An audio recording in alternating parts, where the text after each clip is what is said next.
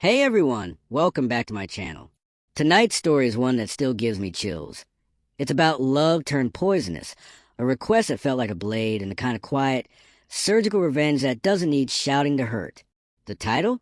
She looked me in the eyes on our anniversary and said, "I want a night with Derek." I made sure she'd regret it forever.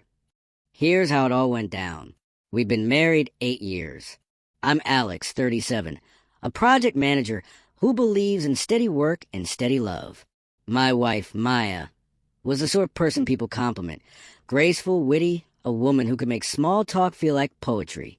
We weren't perfect, no one is, but we had plans, routines, a life built of tiny promises. I thought we were safe.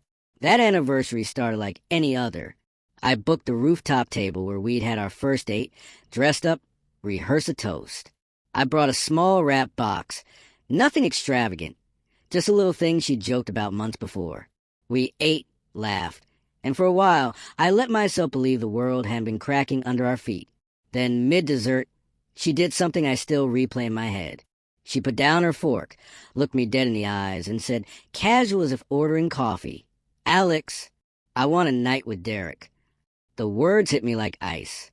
Derek, the new client she befriended from work, the charming architect with a sculpted jaw and a laugh she'd once said was infectious.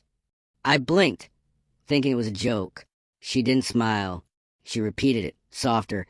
"I need to know what it's like, even if it's only once. Please don't make this harder." The room tilted. All the rehearsed toasts evaporated.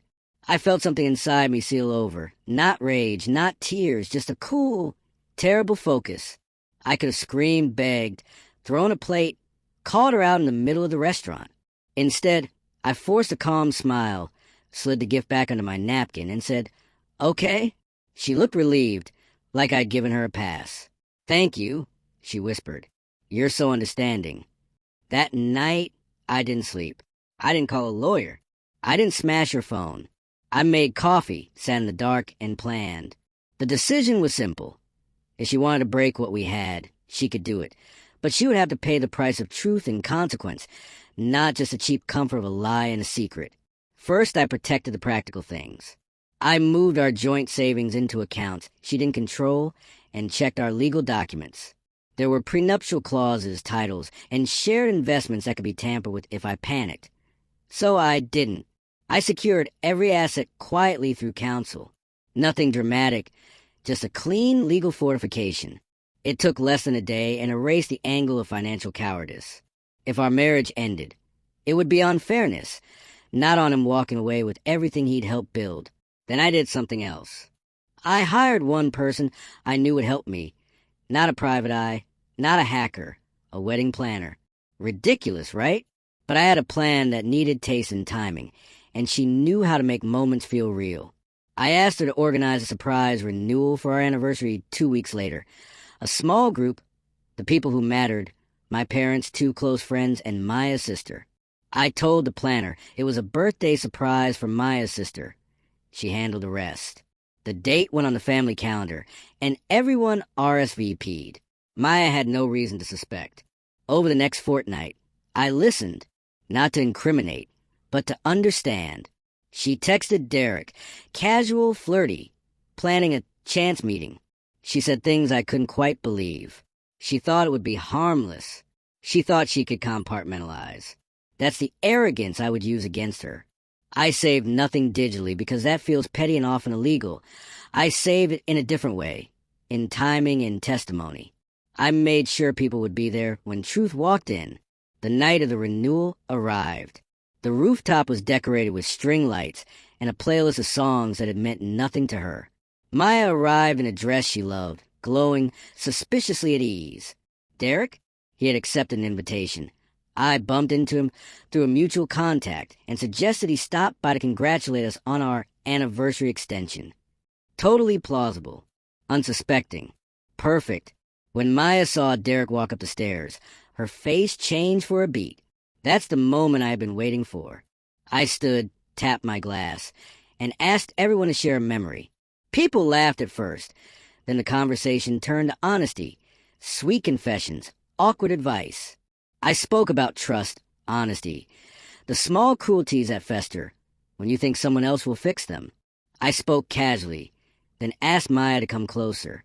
She obliged, expecting a romantic line, a shared memory. Instead, I set my phone on the table, played a short recording I'd asked our mutual friend to make earlier, a casual clip of Maya saying in private that she wanted a night to see what she'd been missing. It was short, unmistakable, not invasive. Simply a clip she recorded in the chorus of conversation, where she confessed to wanting Deret. The room went quiet. Derek's jaw tightened. Maya's face drained. People looked at her differently. Not because I'd exposed her, but because the moment forced her to see the whole room. Her sister, my parents, our friends, looking at her as if for the first time. She had imagined secret pleasure. She now had to imagine public consequence. Deret excused himself. He looked ashamed. Not because he'd been tempted, but because he'd been caught mid-smile in a life that would now be inked into memory. I didn't yell. I didn't humiliate her. I offered a calm choice. Leave or stay and own it. She chose to stay and lie, then faltered. That was when I told her what I'd already done. The account's locked, the will updated, the lawyer's on standby. I told her she could have the dignity of walking away with her head up, no dramatic fights, or the indignity of headlines and custody battles if she pursued a different path. She started to cry, but not the cleansing kind, the panic kind. The next morning she packed a suitcase. She made a face like she was surprised by everything that had happened and left. Deret moved towns a week later. His career went quiet. My life? I wasn't unhurt, but I was steady. I rebuilt the conversation that had been cut off between us into silence, and then into a new life. Alone at first, then months later, with someone who wanted all of me, not pieces. People always ask whether revenge helped. The answer is complicated. I didn't want to ruin her. I wanted her to see the cost of treating something sacred like an experiment. I wanted to show that the small cruelties of the heart have consequences measured not in drama, but in dignity lost. In the end, she regretted more than a lie. She lost the simple, private joy of being trusted. So if you're listening in your world tilts because someone you love asks for something that feels like betrayal, remember this. Don't explode. Don't promise the loudest vengeance. Protect what matters. Arrange truth where it can be witnessed, and let consequences follow cleanly. Quiet. Precise replies are the hardest to forget. That's my story. She looked me in the eyes on our anniversary and said, I want a night with Deret. I made sure she regretted forever. If you like this one, hit like, subscribe, and let me know. Would you reveal the truth publicly or walk away and rebuild quietly?